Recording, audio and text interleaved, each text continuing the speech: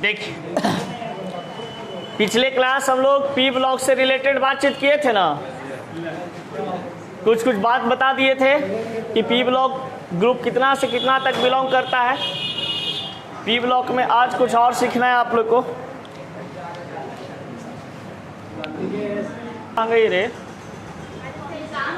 आज रिया, टिया और प्रज्ञा आई है। टिया नानी घर, ये थ्योरी लिख लिए इतना। अब समझाएं इसको आगे सोनू घर से। ये है आपके पास पी ब्लॉक, समझ गए। और पी ब्लॉक से रिलेटेड बातचीत किया जाता है तो सबसे पहला चीज कि पी ब्लॉक जो होता है ये मॉडर्न पीरियोडिक टेबल में आपका ये राइट साइड में उपस्थित होता है। राइट साइड कहने का मतलब आप देख सकते हैं कि अगर आपके पास इस प्रकार से एमपीटी होता है यहाँ पे, तो ये इधर आपका ये राइट साइड, इधर आपका लेफ्ट, ऊपर वाला अप और नीचे वाला डाउन। तो ये आपका पी ब्लॉक यहाँ पे उपस्थित होता है ना 13 to 18। अब देखा जाए, अब कहा जाता है कि पी ब्लॉक में ग्रुप कितना से कितना तक होता है। यानी कि पी ब्लॉक में अगर हम समूह की बात करें या वर्ग की बात करें तो पी ब्लॉक का जो ग्रुप होता है ये 13 से लेकर के कहाँ तक होता है 18 तक, यानी कि 13 to 18। अब देखिए पी ब्लॉक को हम लोग एक नाम से जानते हैं जिसको कहा जाता है नोन एज, यानी कि जानते हैं। तो पी ब्लॉक को हम लोग मिक्स्ड एलिमेंट ग्रुप के नाम से जानते हैं। अब इसके बारे में कल बताए भी थे कि मिक्स्ड एलिमेंट ग्रुप क्यों कहते हैं इसको हिंदी में कहा जाता है मिश्रित तत्व समूह। अब यहाँ पर आप देखिए मिक्स्ड एलिमेंट ग्रुप इसलिए कहा जाता है क्योंकि पी ब्लॉक के अंतर्गत metal element, non metal element और मेटालॉइड्स एलिमेंट तीनों पाए जाते हैं। अब देखा जाए इसमें कहा जाता है आपके पास कि पी ब्लॉक में टोटल नंबर ऑफ इलेक्ट्रॉन की बात, टोटल नंबर ऑफ एलिमेंट की बात करते हैं, यानी कि कुल तत्वों की संख्या इसमें 31 होता है। अब कहा जाता है आपके पास कि अगर आप पी ब्लॉक के एलिमेंट को इलेक्ट्रॉनिक कॉन्फ़िगरेशन करते हैं, यानी कि परमाणु विन्यास करते हैं, तो परमाणु विन्यास करने पर आपका लास्ट ऑर्बिट में कुछ इस प्रकार से दिखाई देगा, समझ गए ना। तो यहाँ पर आपका लास्ट ऑर्बिट में NS2 और NP1 से 6 तक दिखाई देता है, जो कि n कोई आपके पास संख्या होता है और यहाँ पर ये जो p है ये p रिप्रेजेंट करता है ब्लॉक को और ये n रिप्रेजेंट करता है पीरियड को। अब देखिए एक चीज आपको वहां पे नहीं बताया गया है, यहाँ पे समझ लीजिएगा। अगर पी ब्लॉक के एलिमेंट का अगर हम ग्रुप की बात करते हैं कि पी ब्लॉक का कोई एलिमेंट हो तो उसका हम ग्रुप कैसे निकालेंगे, तो बहुत आसान चीज है। ग्रुप बराबर यहाँ पर एक फार्मूला होता है कि वैलेंस इलेक्ट्रॉन प्लस 10, यानी कि वैलेंस इलेक्ट्रॉन जितना दिया हुआ रहता है उसमें हम 10 को जोड़ देते हैं तो आपका क्या चीज निकल जाता है, ग्रुप निकल जाता है। यहाँ पर जैसे आप देख सकते हैं कि NS2 और यहाँ पर NP1 से 6, यानी कि 2 और 1 जोड़ेंगे तो कितना आएगा 3, 2 और 6 जोड़ेंगे तो कितना आएगा 8। इसमें तुम 10 जोड़ोगे तो कितना आ जाएगा 13, 10 3 13 और 10 8 है 18, यानी कि ये रिप्रेजेंट करता है क्या चीज को, ग्रुप को। यानी ऊपर में जितना इलेक्ट्रॉन दिया हुआ रहता है उसको जोड़ करके 10 उसमें ऐड कर देते हैं तो आपका क्या निकल जाता है, ग्रुप निकल जाता है। अब देखिए पी ब्लॉक एलिमेंट का अगर हम ऑक्सीडेशन नंबर की बात करते हैं तो ऑक्सीडेशन नंबर और वैलेंसी जो इसका होता है ये वेरिएबल होते हैं, ये इसका वेरिएबल होता है, यानी कि बदलता रहता है। कहीं कहीं पे +2 आ जाएगा, कहीं कहीं पे +3 आ जाएगा, कहीं कहीं पे +4 आ जाते, यानी कि उसका बदलता रहता है वैलेंसी ऑक्सीडेशन नंबर। जिसका भी मोबाइल है साइलेंट कर लीजिए, नहीं तो फिर ले लिया जाएगा। अब देखिए, अब यहाँ पर पी ब्लॉक से रिलेटेड कहा जाता है कि वैलेंस इलेक्ट्रॉन हम कैसे निकालते हैं। पी ब्लॉक का वैलेंस इलेक्ट्रॉन की बात किया जाता है तो संयोजी इलेक्ट्रॉन की याद आता है। तो वैलेंस इलेक्ट्रॉन होता है आपके पास क्या चीज, total number of electron in last orbit, यानी कि अंतिम कक्षा में, लास्ट ऑर्बिट, अंतिम कक्षा में जितना इलेक्ट्रॉन की संख्या रहता है, तो लास्ट ऑर्बिट में जितने भी इलेक्ट्रॉन की संख्या होते हैं उसको हम क्या कह देते हैं, वैलेंस इलेक्ट्रॉन। अब यहाँ पर एक चीज लोचा क्रिएट करता है जिसको हम लोग कहते हैं क्या चीज, वैलेंसी। तो वैलेंसी में कंडीशन होता है, वैलेंसी पी ब्लॉक के एलिमेंट को वैलेंसी निकालने के लिए कंडीशन फर्स्ट है कि यदि किसी एलिमेंट का आप इलेक्ट्रॉनिक कन्फिगुरेशन किए और उसका 72 कक्षा में यानी कि वैलेंस सेल में वैलेंस इलेक्ट्रॉन आपके पास 1, 2, 3 और 4 आ जाते हैं, तो इसके बराबर क्या हो जाता है, वैलेंसी हो जाता है। यानी 1, 2, 3, 4 रहेंगे वैलेंस इलेक्ट्रॉन, तो वैलेंसी भी 1, 2, 3, 4 ही होगा। लेकिन केस सेकंड क्या है कि अगर वैलेंस इलेक्ट्रॉन में भी 5, 6, 7 और 8 आ जाए, तो अब इसको हम वैलेंसी निकालने के लिए एक फार्मूला लगाते हैं जिसको कहा जाता है 8 माइनस वैलेंस इलेक्ट्रॉन। यानी कि जब किसी पी ब्लॉक के एलिमेंट का वैलेंस इलेक्ट्रॉन 5, 6, 7 और 8 आ जाए, तब उसमें हम वैलेंसी निकालने के लिए क्या करते हैं, 8 माइनस वैलेंस इलेक्ट्रॉन, यानी 8 में से वैलेंस इलेक्ट्रॉन को क्या करते हैं, घटा देते हैं। जैसे मान लीजिए किसी एलिमेंट का वैलेंस इलेक्ट्रॉन नाइट्रोजन है, तो नाइट्रोजन का वैलेंस इलेक्ट्रॉन 5 होता है, ठीक है। अब 5 वैलेंस इलेक्ट्रॉन आ गया, तो बताइए 5 रहने पर क्या होगा, 8 माइनस 5। किसी का मान लीजिए कि 7 आ गया वैलेंस इलेक्ट्रॉन, तो 8 माइनस 7। क्लोरीन का वैलेंस इलेक्ट्रॉन कितना होता है, 7 होता है, तो 7 क्लोरीन का वैलेंसी निकालेंगे, कितना आ जाएगा, 8 माइनस 7 बराबर 1। क्लोरीन का वैलेंसी कितना, 1। तो एग्जाम्पल में ये सब चीज आपको मिलेंगे। अब देखिए यहाँ पर कहता है कि वैलेंस इलेक्ट्रॉन पे एक चीज डिपेंड करता है जिसको हम लोग कहते हैं क्या चीज, electron dot structure. Electron dot structure या तो फिर कहा जाता है ल्यूइस डॉट स्ट्रक्चर के नाम से भी जानते हैं। तो ल्यूइस डॉट स्ट्रक्चर ये आपका डिपेंड करता है वैलेंस इलेक्ट्रॉन पे, और पी ब्लॉक के जितने भी एलिमेंट होते हैं इनका स्टेबिलिटी होता है 8 इलेक्ट्रॉन। यानी कि अगर आपसे कोई कहे कि पी ब्लॉक का एलिमेंट कितना इलेक्ट्रॉन में स्टेबल होते हैं, तो आप कहिएगा कितना इलेक्ट्रॉन में, 8 इलेक्ट्रॉन में। एस ब्लॉक का एलिमेंट कितना इलेक्ट्रॉन में स्टेबल होता है, 2 इलेक्ट्रॉन में, और पी ब्लॉक का एलिमेंट 8 इलेक्ट्रॉन। जैसे आप देखे होंगे कहीं पर, जैसे नाइट्रोजन के बीच में नाइट्रोजन का वैलेंस इलेक्ट्रॉन कितना होता है, 5 होता है ना। इसको स्टेबल होने के लिए कितना इलेक्ट्रॉन चाहिए, 3 इलेक्ट्रॉन और चाहिए, तब ये इलेक्ट्रॉन का शेयरिंग करता है और बॉन्ड बनाता है। अब इसके पास कितने इलेक्ट्रॉन हो गए, 8। 3, 3, 6, 2, 8। इसके पास भी कितना इलेक्ट्रॉन, 8। तो जब भी स्टेबिलिटी की बात होती है वहां पे बॉन्ड का फॉर्मेशन होता है, समझ गए। अब देखिए पी ब्लॉक में एक ऐसा ग्रुप है, ग्रुप 18, जिसको हम लोग क्या कहते हैं, नोबेल गैस एलिमेंट। तो नोबेल गैस एलिमेंट अपने आप में स्टेबल होता है, उसको किसी से इलेक्ट्रॉन लेन देन करने की जरूरत नहीं पड़ती है, उसका वैलेंसी भी 0 होता है, समझ गए। और जिसका वैलेंसी 0 हो वो किसी को इलेक्ट्रॉन किसी से नहीं लेन देन करता है। लेकिन उसमें एक एलिमेंट एक्सेप्शन होता है जिसको कहते हैं क्या चीज, जेनॉन। तो जेनॉन के सबसे पहले यहाँ पे बताया जाता है कि अगर मान लिया जाए कि कोई आपके पास यहाँ पर एलिमेंट दिया हुआ है, ठीक ना, और इस एलिमेंट के बारे में आपको पता करना है ये एलिमेंट जो हमारे पास है, ये एलिमेंट का ब्लॉक क्या है, वर्ग क्या है, इसका नेचर क्या है।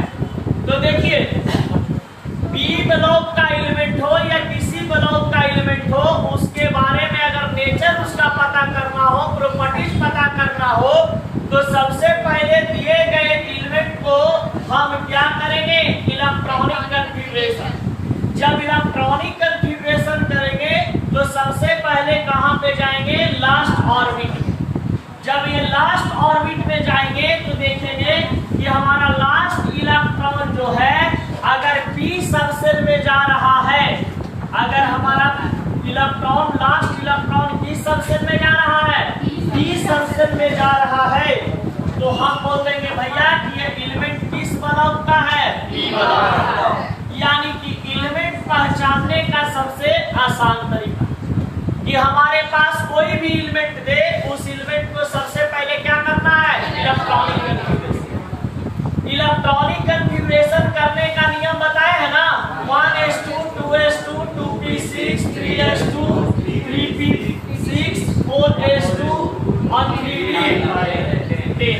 ये होता है आपके पास इलेक्ट्रॉनिक कन्फिग्रेशन करने का फॉर्मूला। अब इसी पे हम लोग काम करेंगे। सबसे पहले देखते हैं, सपोज दैट मान लिया जाए कि हमारे पास एक एल्युमिनियम दिया हुआ है एलिमेंट। अब इस एल्युमिनियम के बारे में हमको पता करना है कि एल्युमिनियम का नेचर क्या है, ये कौन ब्लॉक से बिलोंग करता है, कौन ग्रुप से बिलोंग करता है। तो देखिए, सबसे पहले इन तत्व के बारे में हमको कुछ पता नहीं है ना, आपको पता है, तो सबसे पहले क्या करेंगे, इलेक्ट्रॉनिक कन्फिग्रेशन। देखिए 13 यहाँ पे दिया हुआ एल्युमिनियम, यहाँ से स्टार्ट करेंगे 1s2 2s2 2p6 3s2 3p6। अब जरा काउंट कर लेते हैं, 2 2 4 6 10 2 12 6 18 और हमें लाना कितना है, ऊपर वाला का योग नीचे वाला का बराबर होना चाहिए। तो 2 2 4 6 6 4 10 2 12, यहाँ पर कितना हम लिखेंगे, 1 लिखेंगे। यानी कि ये वाला फर्स्ट ऑर्बिट यहाँ से यहाँ तक, सेकंड ऑर्बिट यहाँ से यहाँ तक, थर्ड ऑर्बिट। तो ये हमारा बन गया फर्स्ट ऑर्बिट, ये हमारा बन गया सेकंड ऑर्बिट और ये हमारा बन गया थर्ड ऑर्बिट। अब बताइए इसके बाद कोई और ऑर्बिट है, तो इस थर्ड ऑर्बिट को हम क्या बोलेंगे, लास्ट ऑर्बिट, क्योंकि लास्ट ऑर्बिट यही है, इसके आगे कोई और ऑर्बिट नहीं। अब बताइए कि लास्ट ऑर्बिट में आपका क्या आया है, 3s2 और 3p, यही है ना। यहाँ से आप सबसे पहले 3 चीज बता सकते हैं। p है जो क्या रिप्रेजेंट करता है, ब्लॉक। ये वाला 3 है जो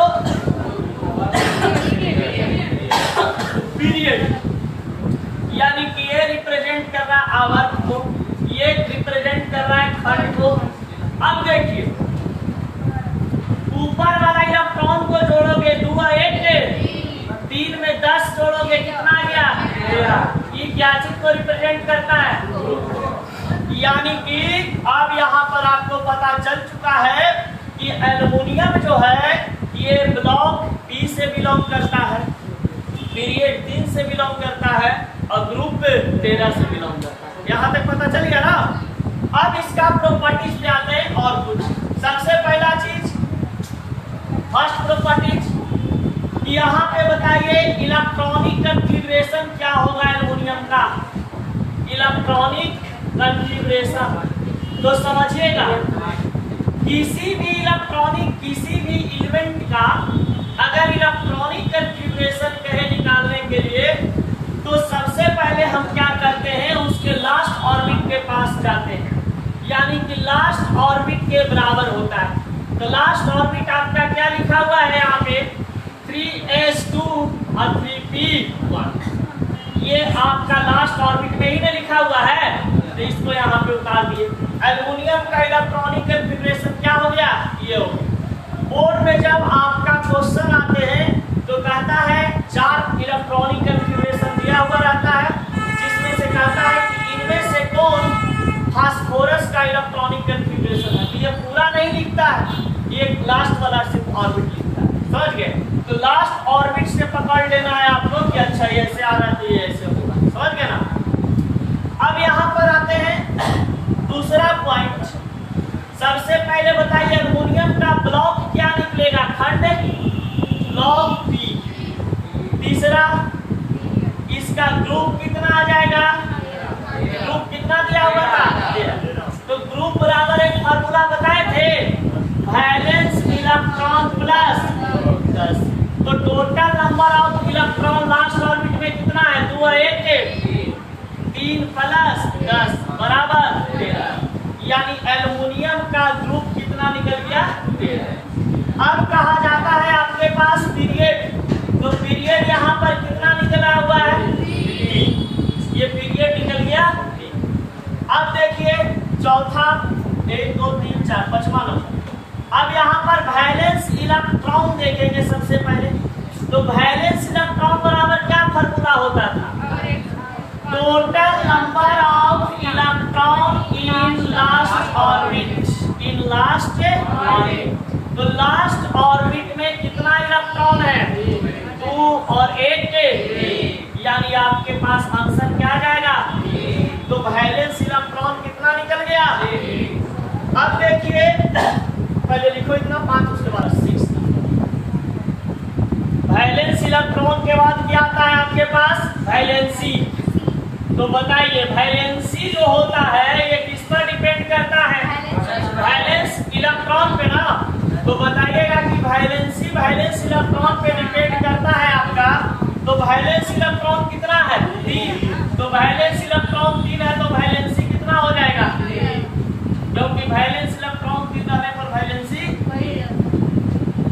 अब यहाँ पे आते हैं 7 number point, electron dot structure कितना हो जाएगा एल्युमिनियम का, 3 हो जाएगा ना, क्योंकि इलेक्ट्रॉन डॉट स्ट्रक्चर किस पर डिपेंड करता है, वैलेंस इलेक्ट्रॉन पे।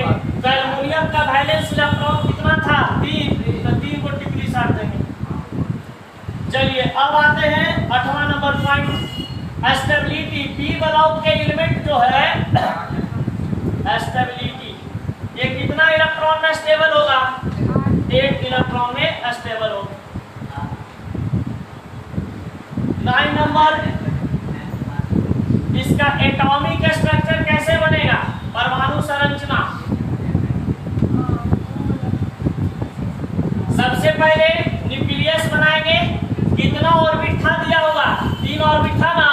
फर्स्ट ऑर्बिट में 2 इलेक्ट्रॉन, सेकंड ऑर्बिट में 8, थर्ड ऑर्बिट में 3 electron.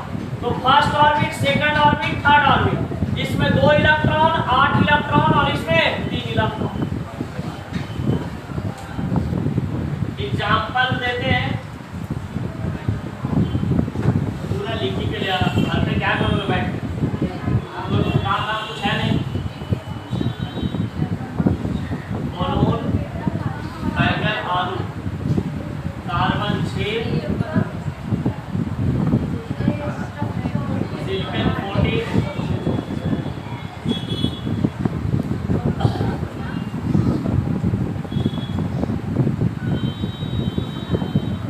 Phosphorus 15, sulphur 16, chlorine 17, organ 18। ये सब का कितना प्रॉपर्टी लिख के लाओगे, 9-10 प्रॉपर्टी लिख ला। हाँ मतलब इतना लिखोगे 10। चलो एक चीज और इसमें लिख लो, अगर लिखना ही चाहते हो तो। इसका नेचर क्या होगा, मेटल या नॉन मेटल, 10वां नंबर में नेचर आ जाओ। नेचर क्या इसका होगा, मेटल होगा। मेटल क्या होगा, क्योंकि वैलेंस इलेक्ट्रॉन 1 2 3 रहता है तो मेटल, 4 रहता है तो मेटालॉइड्स, और 5 6 7 8 रहता है तो नॉन। अब बता लोगे ना, यदि किसी एलिमेंट के पास वैलेंस इलेक्ट्रॉन 1 2 3 रहे तो मेटल, 4 रहे तो मेटालॉइड्स, और 5 6 7 8 रहे तो नॉन।